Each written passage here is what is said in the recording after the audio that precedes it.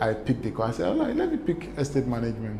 So that was it. And lo and behold, that was one of the best decisions I've ever made in my life. Back then, my HOD then, Professor Celestine Anagolu, did a very good job. He made us to fall in love with the course. When you talk about course, you are talking about the actual amount you spend to acquire something. But when you talk about value is a worth of an asset at a given time based on the usefulness and the demand. That. So cost is different from value. Yeah. Cost, the XYZ you've put together, cost of land, building material, miscellaneous, logistics, and all of that, that is the cost. But the value, it depends on the time, as in the time you're doing the valuation. It depends on demand of that property. It depends on the usefulness and location as well. When you talk about savings, we are talking about the money you set aside for maybe immediate use or for certain use. The return usually is very low. But when you talk about investment is when you use your capital, your money, to acquire an asset for the purpose of bringing a return. The young surveyors has to be patient and learn. But the way you have a family doctor, you have your lawyer, you should be able to have a registered surveyor. So you're a village boy, you're not a city boy. Yeah.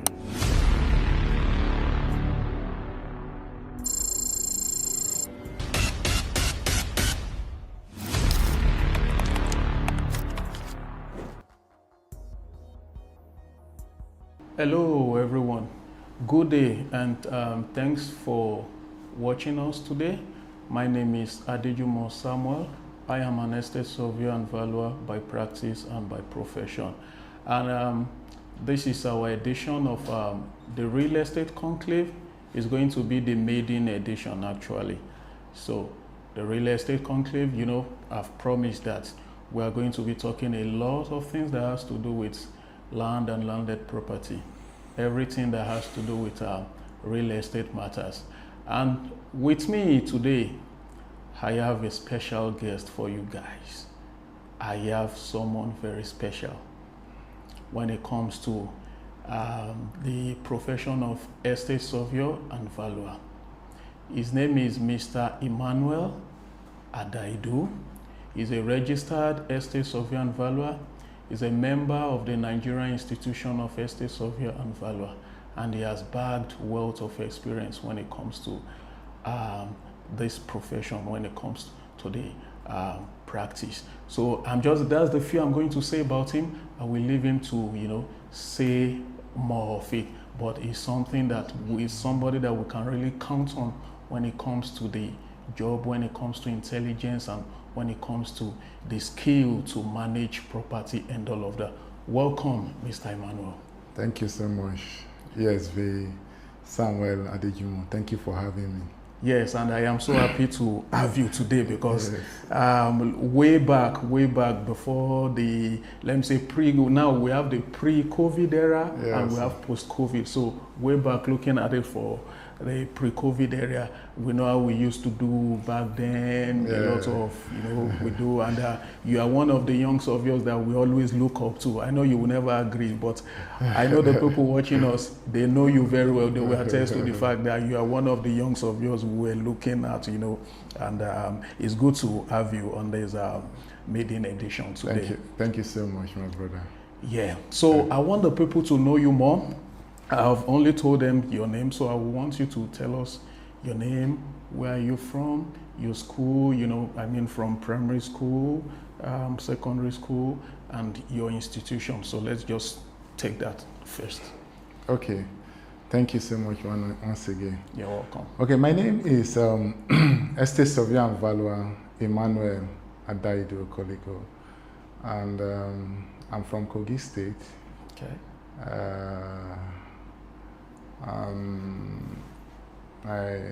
My primary school finished from government secondary, government primary school, Ogodu. Okay. It's in my village. Then from my secondary school. So you're a village boy. You're not a city boy. Yeah. So then proceeded to St. Charles College, Ankpa, in Kogi State as well for my secondary education. And for my tertiary education, I finished from the prestigious Enugu State University of Science and Technology. Wow. Yes, in Enugu. That was in 2012. Wow. Enugu yes. State. And I'm going to add one to it.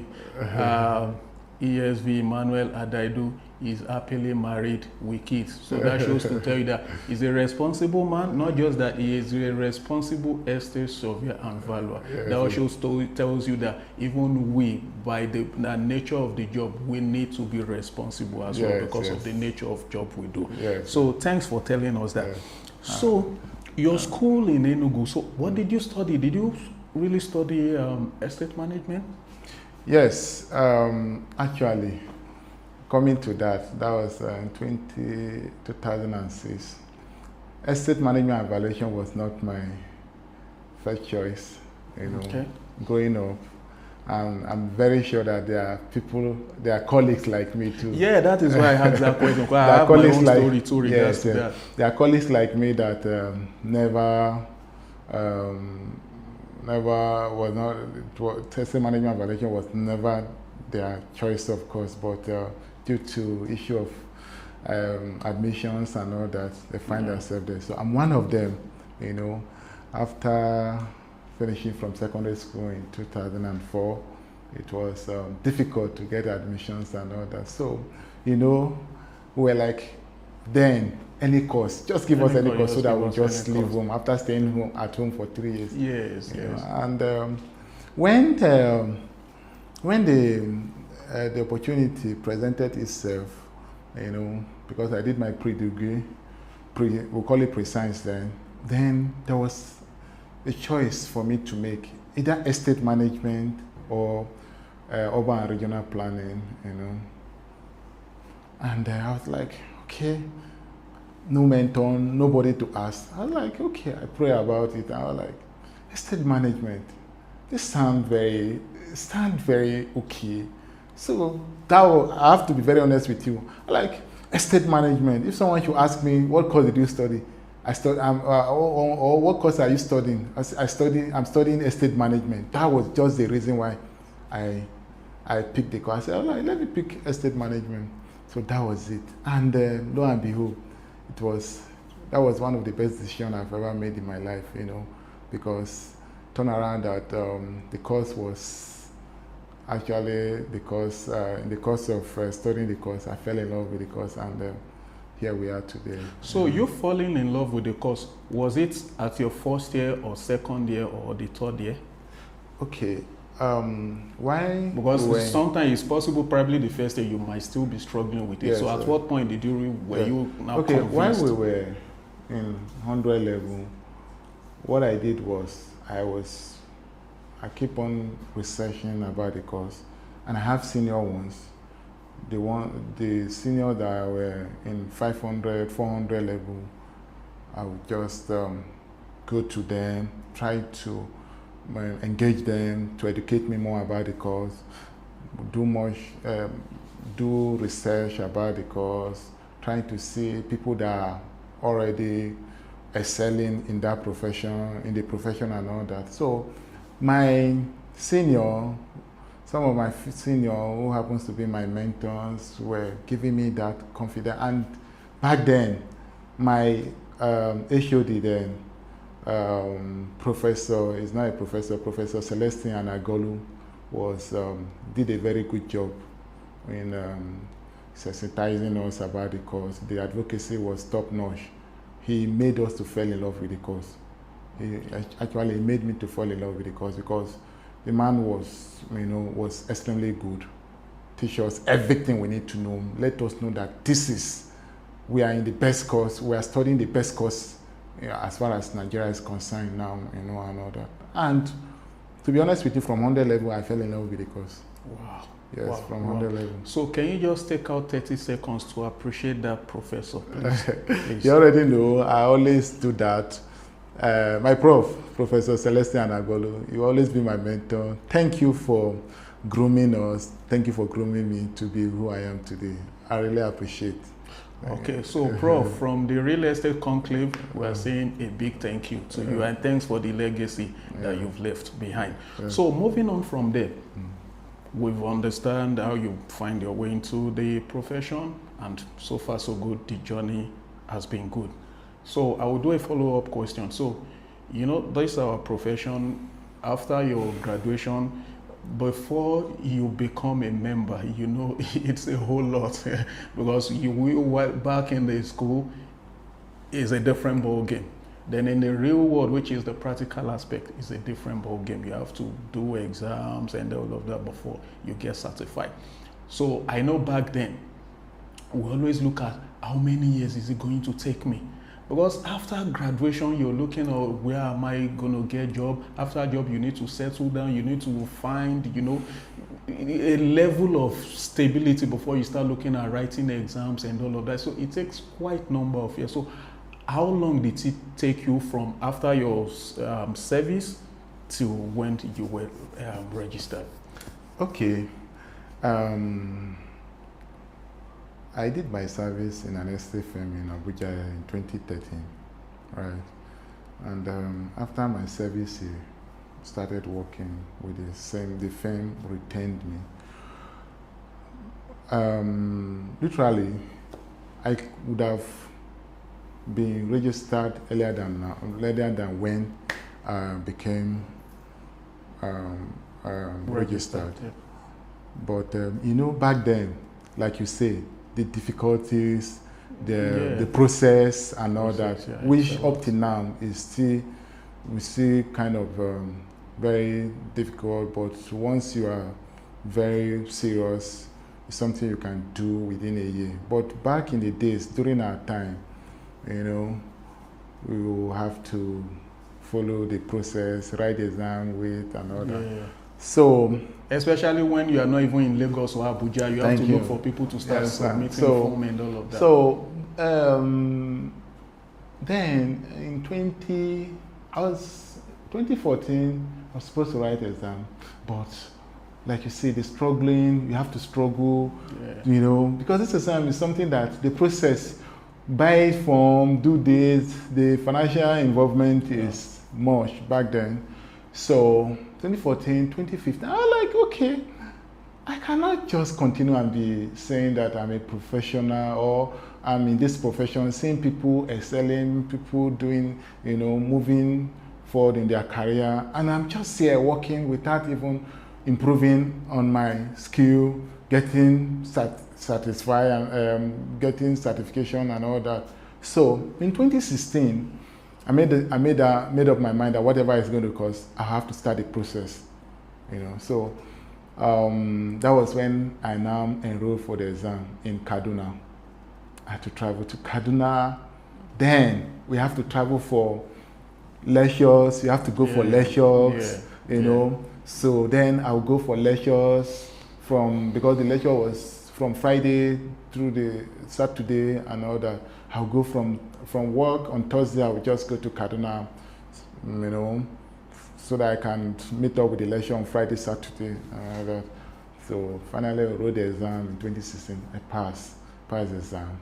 After passing the exam, you know, 2017 started the process. You know, like you say, it has process. Yeah, of course. You have to fill your logbook. Yeah. You know, you have to fill logbook for a year. Your taxes and all that. So in 2017, I started the process fully after passing my exam, and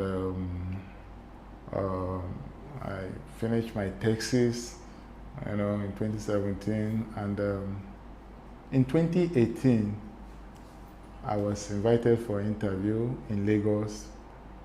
I should tell you the process, because it's not the process then. Everything was once in a year then. Even the induction, the interview. The interview can be 2 years, 2 times in a year, but the induction is always 1 year. So in 2018, I went for the interview in Lagos. I passed the interview, and the next thing was pay, the certain amount you need to pay, clear up for the inductions and others, the pledge and all that. I could not raise that money that 2018, so because of that, some of my mates were inducted at 2018, but I had to come back, gather the money, try to source for the money. So in 2019, like I said, it's always the induction is always 1 year. In 2019, I now paid, and that was how I was inducted in 2019. And after the induction in 2019, because then you have to be inducted first before you can now apply for. You can now apply to the regulating bodies, which is the SVABON. Yes, with the certificate and all that for your license. So after the induction in 2019, we now enrolled for SVABON. The induction too was my naive induction too was in Lagos. We traveled to Lagos too. Then the interview too was in 20. After 2019 induction, we applied. Then in 2020, we were interviewed, and SVABON interviewed us. Then 2020, that was when we now got inducted too. During the COVID, we now got inducted in Lagos as well. So we were the Golden Jubilee Registered Surveyor and Valuers. In 2020. Okay. Yes. Okay. So let's say I'm not even looking at the SVABON one. Yes. I'm looking at the institution itself. Yes. So that means you finish your service 2013, and you got the naive one. You got it 2019. Yes. So that's the one I'm even looking at. Yes. So that means it took you 6 years. Yes. To be registered as a registered estate surveyor valuer. Yes. Wow. In fact, we need to even clap for you, because 6 years. Yeah, people might look at 6 years is a lot, but if you know the process we go through, you know that 6 years is not a lot. For me, it took me 7 years, and I think when we graduated, then we were a bit over 200, probably 205 or something. If I'm not mistaken, even when it took me 7 years, I should be like the third person. In your set? Yeah, in that my set of over 200. Though, we have ladies, some of them probably they didn't practice, they're married, or even some of the guys, they didn't practice, but I think, let me say probably 50% still want to practice. So it took me 7 years, and I'm the third person. So you can see that it takes a whole lot of time. So fine, thanks for sharing that story for us. So, because we are doing this not just for estate survey and value, we want to use this to educate people. So there's been this a kind of misconception between these two words, cost and value. As a quantity surveyor, if you tell them about cost, there's a way they view cost. The ordinary man, there's another perception he views cost. As an estate surveyor and valuer, there's another perception we have about cost, but the one that really concerns us is the value of property. So now I want you to just tell us the difference between cost and value, because when you tell some people, not people in the profession, that the value of so property, they kind of confused. Are you trying to say the cost of this property? And there's difference. So please, I want you to throw light. As an estate surveyor and valuer, what is the difference between cost of a property and value of a property? Okay, thank you very much. This questions is very, very important, because sometimes I've over the years, I have about 13 to 14 years experience. Over the years, I've been carrying out valuations. I've had issues of clients telling me that, do you know how much it cost me to build this, my property? You are returning so value. Do you know what it cost me? And all that. I had to take my time to, explain to them. And some of them don't care. You understand? Cost is different from value. but people trying to interchange it, the layman and all that. When you talk about cost, you are talking about the actual amount, it costs you to get something. What you spend, the actual amount you spend to acquire something, to acquire whether is it property or what the actual amount you spend to construct, to acquire and all that. That is historical. Yeah. Right? It's when I say historical, there's nothing. The only thing is if there's going to be any addition to it is maybe if there's an additional expenses, you add to it that this is the cost, this is what you spend, this is what you use to get this, to achieve this or to get this property erected or to construct. Since we're talking about real estate, let me put it in that context. Yeah, Understand? But when you talk about value is a worth of an asset at a given time, based on the usefulness and the demand, right? Because the value is at that given time, the usefulness, the demand, in particular, because when we want to do evaluation, there are so many things to look at, A property can cost you 40 million to build, for instance, right? Yeah. When you put all together the cost of the land, the value of the land, the cost of labor, the materials and all those things, and you say it costs you 40 million for this property. Yeah. But that same property, the value of that property can be 100 million. Yeah. Right? Yeah, but due to the things that you've highlighted, the usefulness, the demand, and the time in question. Those are the things. That's why it's different. You understand? From cost.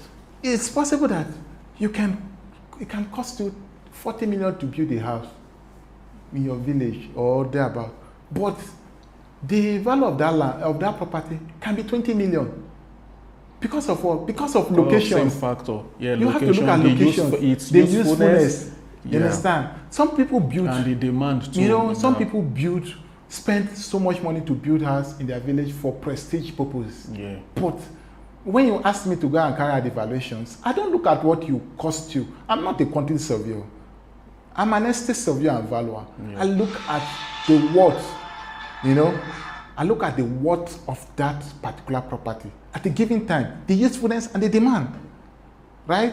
So I have had time, I try as much as possible. Even these things we are talking about it recently, it's not even up to 2 weeks. Test evaluation I carried out, return about, and when we carrying out the inspection survey, the customer was busy, was telling me that, please, do you know this door was imported? The engineer that did this work is a foreigner. Yeah. The material I use and all that, is top notch. This. I say, sir, I've seen it. I've taken into consideration all this because you've given me all this information. But one thing you need to know is that cost is not value. Yeah.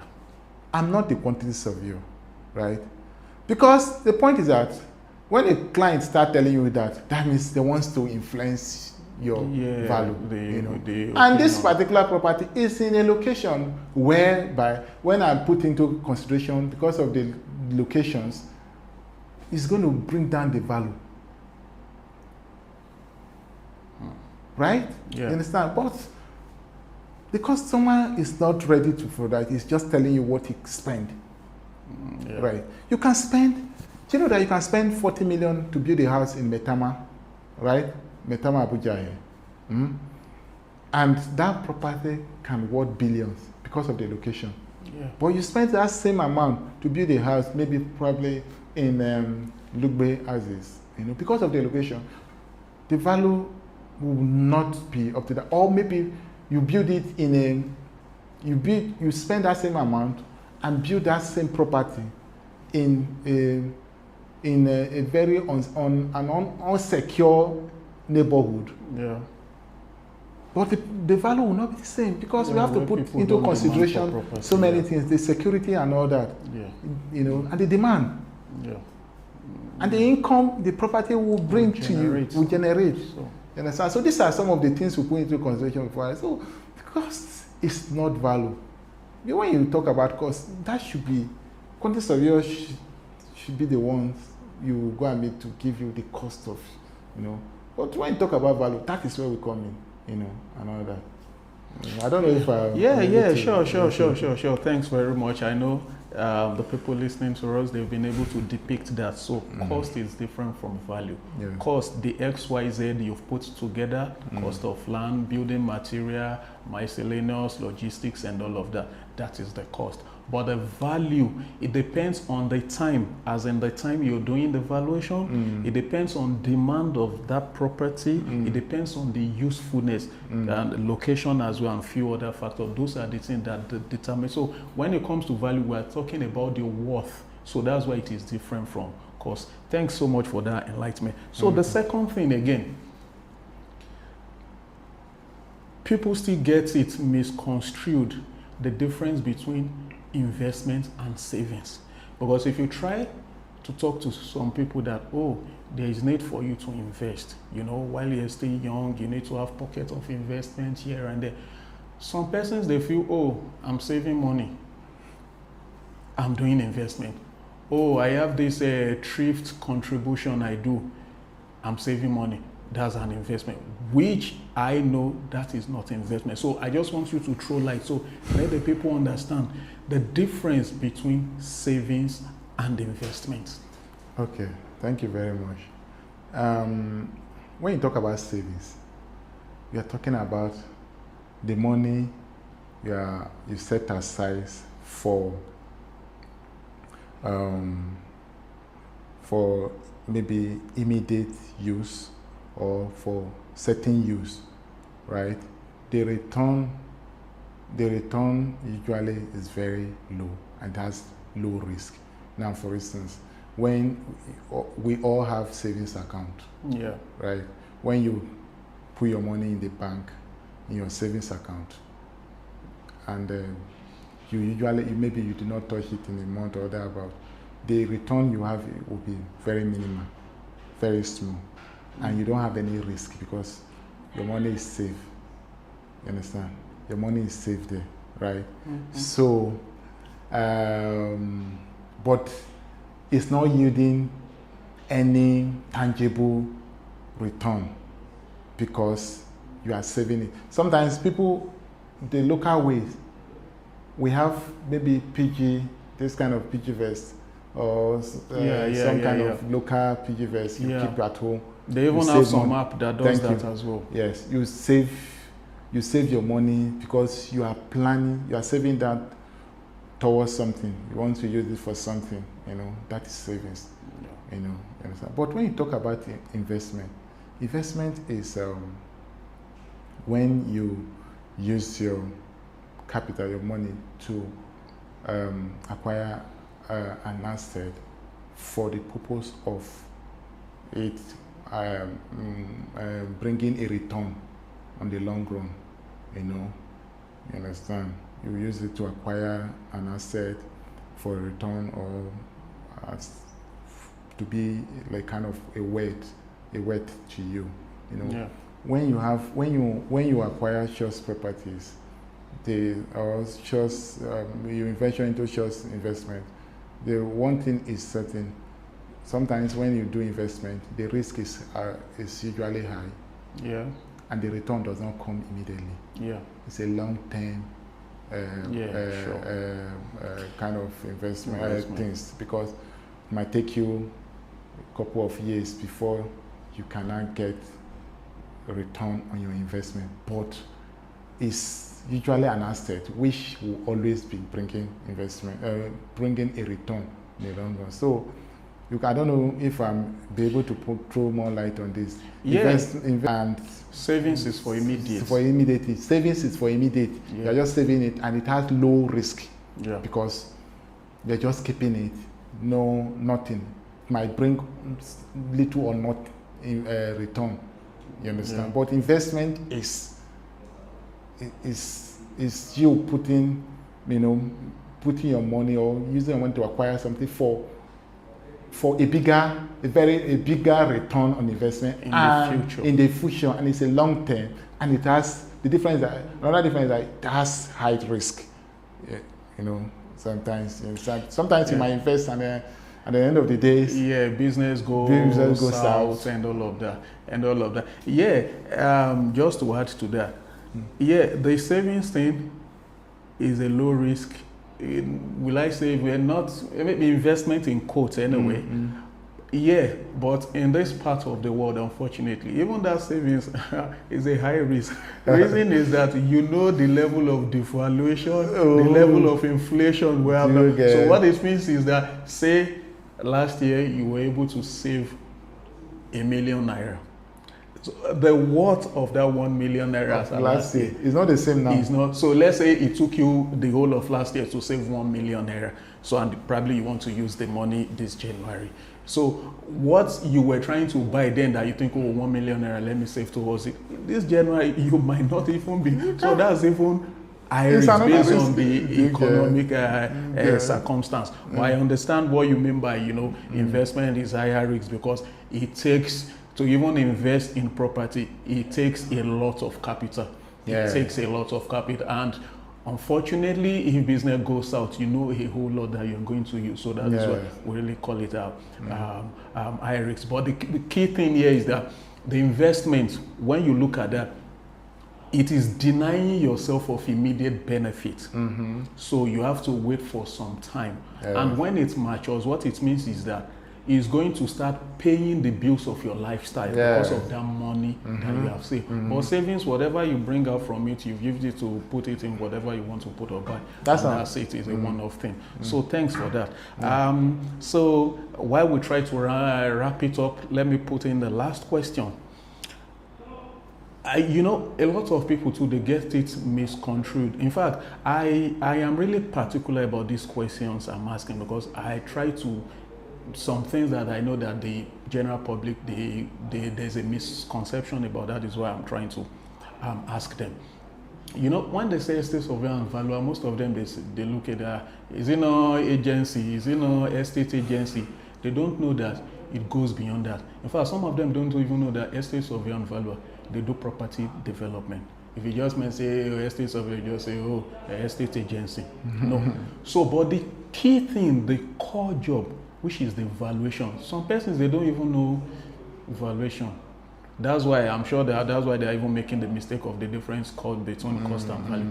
So the valuation, which is the core job, because why I say core is that if we say property development, we have people that are not estate surveyors, they are developers. If you say estate agency, you have other people that are doing agency, which are about the core thing, which I know, if you are not licensed, if you are not an estate surveyor, you can't do it. That is the valuation. So can you just tell us the importance of valuation? So people that they don't even understand, I think, okay, let me make it two. Before you tell us the importance, maybe you can just like a way of define what valuation, property valuation is. Then after that, then you tell us the importance. So those that they don't really understand what property valuation means, they will be able to know that and the importance. So they will see the reason why they need to do property valuation.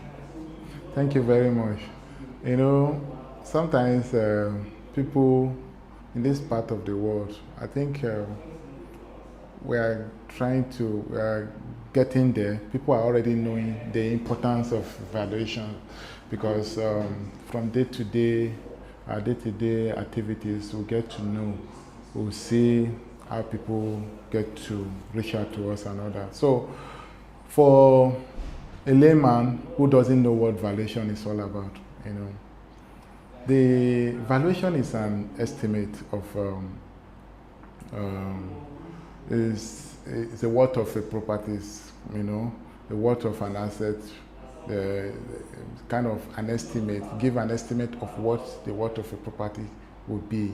Yeah, if it wants to exchange in property market. Yes, if he wants to exchange in property market, when there's at a given time, you know, when there is we have a very a playing ground. There's no one is under any duress, you know, and all that. And so just for a plain man to understand, you know. But when you talk about the importance of valuation, the importance of valuation cannot be overemphasized.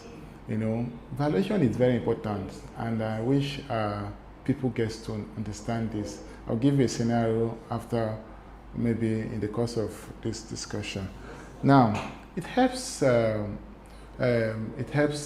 and government, even government individuals, to make an informed decisions. Yeah.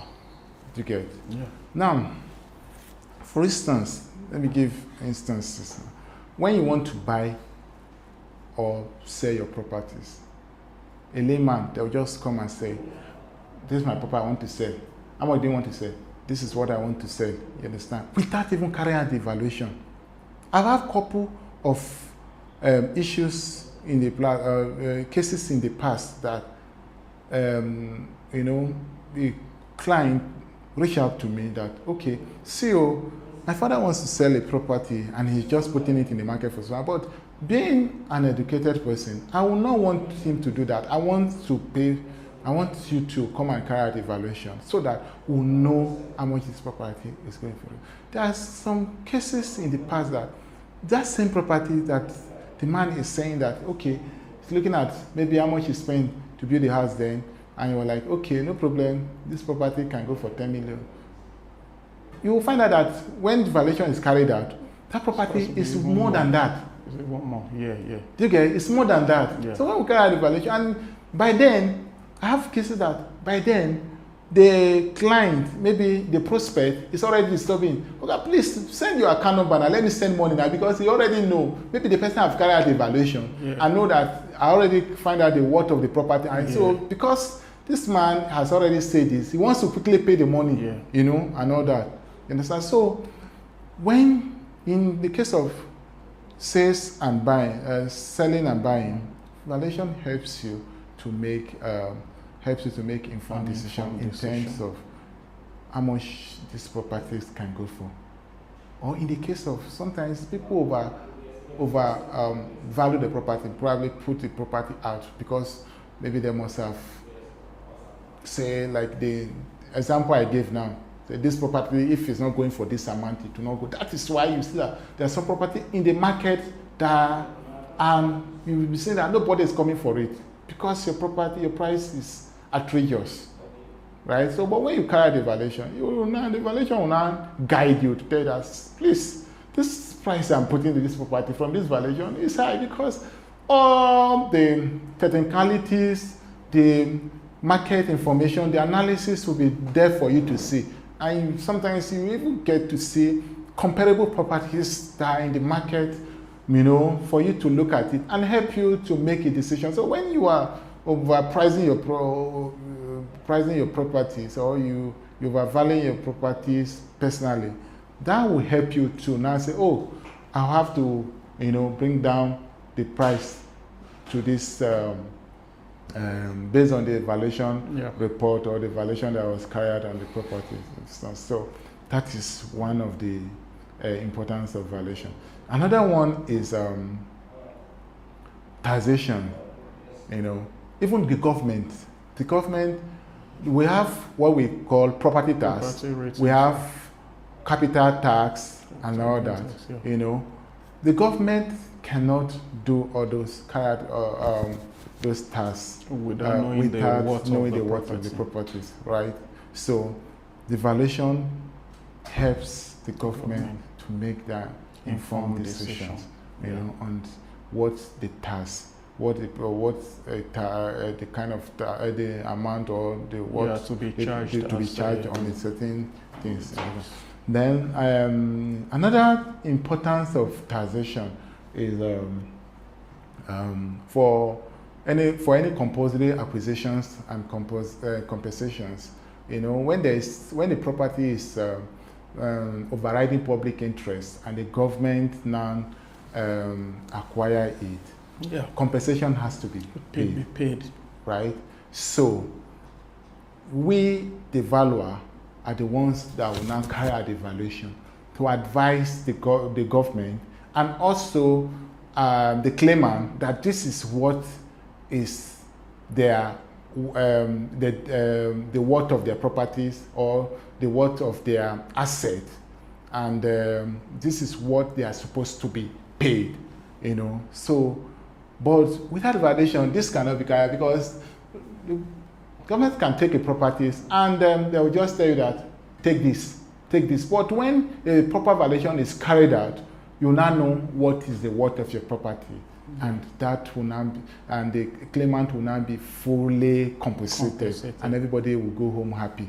Right. In fact, that 3 that you've given us, that's okay. I don't want us to reveal everything in one session. We will still, that's why they need to get stock with us so that we give them more, but at least that 3 is okay for now. I can add this before we just, okay. For financial reporting, okay. You know, most companies, you know, at the end of the year, they prepare their audit statement, do their statement of account and all that. You know, for you to know the worth of your asset that you have to put in your balance sheet, yeah, the valuation has to be carried out to get the fair market, the fair value of your asset, which will form part of the when you want to do a financial reporting. So you can see that there's so much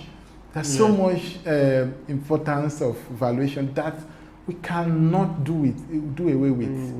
You know, you understand? In fact, that's from the aspect of the business itself. Even let's look at it from the individual perspective. Before you start doing big manism, oh, I'm a big man, I have this property. Go and do the valuation of your property. Even if you don't need it for anything, for you to even know, oh, my properties, this is what they've worth. You can even do it annually so that as years go by, you know when the value of your properties, if they're increasing or not. So from an informed point, you will know that, okay, this is the worth of my property. So, oh, if that is the worth of my, yes, I can say I'm a big man. So for your own big manism. Thank you so much, Estate Surveyor and Valuer. So as we take it home, this one, I will divide it into 4 places. I want you to advise young surveyors because, you know, we know what we went through. That was why I mentioned the pre-COVID era, you know, graduating from school, you need to get a balance, and probably you are even the eldest in your home, you have the younger ones, you know, the way it is running this part of the world. You know, you have younger ones, so you have to take care of them. So you might not be able to even get your own balance. So all that, how would you advise young surveyors so that they won't give up? They just need to go for it, number 1. Number 2, how would you advise the institution? You know, like we said, like me, I said it took me 7 years. Before like you said, when you write exam, you have to go to Kaduna, you have to go to Lagos and all of that. I know there's a lot of improvement, but I think it can still get better. So that's the second one. The third one, how would you advise governments? Because they are going to create the laws.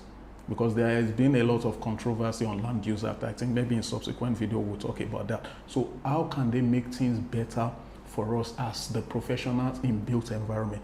Then the last one, how would you advise the general public that they will make sure that when it comes to land and landed property, they should contact the professionals in built environment. If they want to get a car, of course, they will look for a mechanic to go and certify. So when it comes to property, they should, you know, contact the professional. So let me just take it again. Just advise young surveyors, number 1. Number 2, advise the institution how we can get certified probably more faster. Then the third in government, how they can, you know, give us enabling environment so that we will be able to practice as in better. Than the last one, how you are going to advise the general public to always make sure they consult the professional. Thank you. Okay, thank you so much. The young surveyors, well, I'm still young, you know. So young surveyors like me or like us, you know, life is not a bed of roses. You just, they say life is in stages, you know, and men are in sizes, right? We all have our stories. We are all growing up, you know. You just have to be patient. The young surveyors has to be patient and learn. You know, there's something I said that first of all, learn first, then remove the L before you start earning. You know, some of us have paid our dues, Of course. you know, and all that. Because recently, what I found out is that I've been privileged to carry out, you know, to conduct interviews, you know, and all that. I found out that most of the young surveyors are not, they're in a haste to quickly make it. They're not ready to learn. It's a general syndrome now. Yes, they're not ready to learn. They just want to quickly make it, which is something that is really disturbing. We all want to make it big, right? But first of all, learn so that you have something obsessed to be able to defend the profession, defend yourself, you know, out there. So I would advise the young surveyors to be very serious with the profession. This is the only profession we have. We don't have any other one. You know, you have to be very serious, learn, so that when the opportunity presents itself, it will not take you unaware. You understand? Because, man, this is the best profession anyone can be. Yeah. It's the best profession anyone can be. Put me anywhere. I've never regretted being a registered assessor of young valor. So, then secondly, the institution. Yeah. To be honest with you, and the leadership of the institution, it has improved. They have really improved. Yeah. I told you the rigorous process. Yeah, that you have. It has to be once in a year and all that. But do you know that currently the institution carry out in more than 3 or 4 times interview in a year, and even the induction they do more than 2 or probably 2, minimum of 2 induction in a year. And you can still do your inductions, do your interview, and before you know, go apply to the regulating body, the SVABON, and be interviewed. Next thing, you can still become a registered assessor of young valor within a year if you are very serious. They just conducted 1 interview last week, right? And another interview will still come after the conference. You understand? And before you know, and the people that conducted, the people that were successful from the last interview last week, that the ones that are successful would be inducted at the conference in Abia, this on the 15th of April. You can see now, being inducted, you can quickly apply. In fact, even before the induction, you can apply to SVABON, and the next SVABON interview, you will join them. You know, and before you know it, you already have your license within 1 year. Right? So this is, they have really improved, and to whom much is given, like they say, much is still expected. We want to still admonish them to still improve further and make it very, very flexible further for the young surveyors. To be honest with you, this current leadership have really made it very flexible in terms of even the financial commitment and all that has really reduced, you know, and that is why you are seeing we're having so many numbers. You can see about 300, 400 people going for interview, about 700, you know, and all that. So that is for that. For the government can still, the government has been supportive, but there needs to say make this profession juicy. How do we make this? There was a bill that was passed, the insurance bill, bill that was passed, was it last year? You know, government can make it compulsory that before the way they have already passed the bill, enforce that, okay, every property, especially public property, they should start with public properties, and every corporate properties should be insured. And before you can do that, evaluation must be done on that. By so doing, we're creating jobs for the young surveyors and all that. And even the election is coming, is around the corner. You can ensure that anybody that is vying for any public office must declare his asset, and this asset must be valued by a registered estate surveyor and valuer. This is another way of creating jobs for the value for the estate surveying and valuation, and all that. And again, the having a ministry, Valuer General of the Federation and all that, it's another way again that can also create jobs and probably put this profession on the limelight, that people will get to know more about it and embrace the professions, and all that, because the importance of estate surveying and valuation profession cannot be overemphasized. We are very, very our usefulness or our importance to the growth of the federation of even the economy is very, very important. So, to the public, at least making sure they contact a professional. To the public, we are estate surveyors and valuer, and before you become estate surveyor and valuer, I've just said that there are rigorous processes they have to take. For you have to trust the way you have. In fact, the way you have a family doctor, you have your lawyer. You should be able to have a registered surveyor as a registered surveyor and valuer have it as a retained one, for all your transactions, your family transactions and all that, because it's very important. You don't just wake up and say, okay, maybe you have a property for rental, and you just say, my property is 5 million. And meanwhile, the rental value of that property in that neighborhood might be going for about 10 million. You don't know. But we are always on the field. We know this. We have all this analysis to help you and all that. So it is very important for the public to embrace this profession. We do a whole lot. Manage properties, carry out valuations. It's not only valuations that we do. We carry out valuations. We do property management. We do facility management, even property development, feasibility and viability appraisals, property ratings and all that. A whole lot. We do a whole lot of services. We give a whole lot of services. So we always advise the public that they should contact a registered estate surveyor and valuer. A registered estate surveyor and valuer.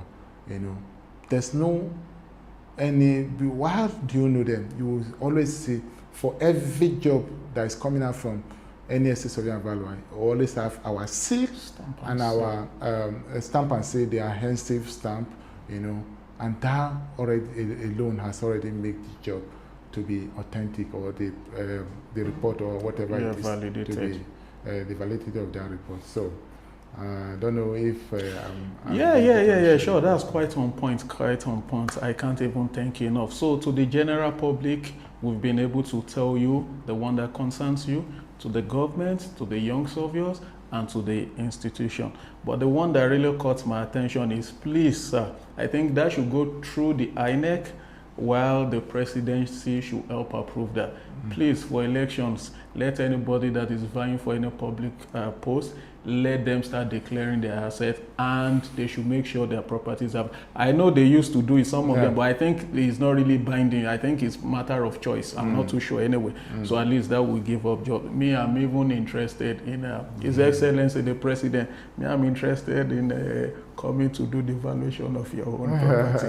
Anyway, that's on a lighter. So that's where we are going to be taking it home for today on this episode, and which is the Real Estate Conclave. So we've been able to talk about a couple of things that has to do with real estate, contacting professionals, the difference between cost and value, investment, savings, the importance of valuation, and all of that. So I want to say a big thank you to our guest, ESV Emmanuel Idaidu, for honoring this invitation to be on this to be on this with us, and is the manager with one of our ogas in the top. So if you even see him, you can start asking for money from him anywhere you see him. But he's a big man in Abuja and he's doing well. So I'm happy to see you once again after some time. Thank you. Thank you so much for having me. Yeah. Pleasure is mine. Yeah. And that's me on the Real Estate Conclave, and I'm signing out. Yeah.